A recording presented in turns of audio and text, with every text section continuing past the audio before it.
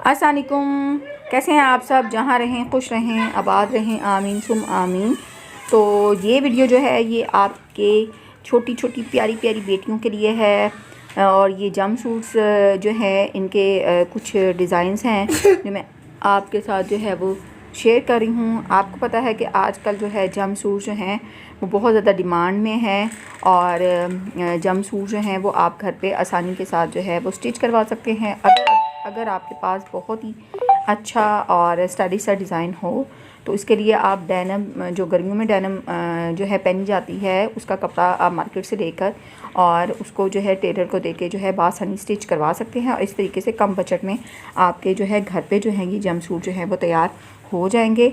और इसके अलावा आप इसको जो है वो जो गर्मियों वाली कॉटन है पोल्का डॉट्स में ले लें, या आप फ्लोरल प्रिंट ले लें।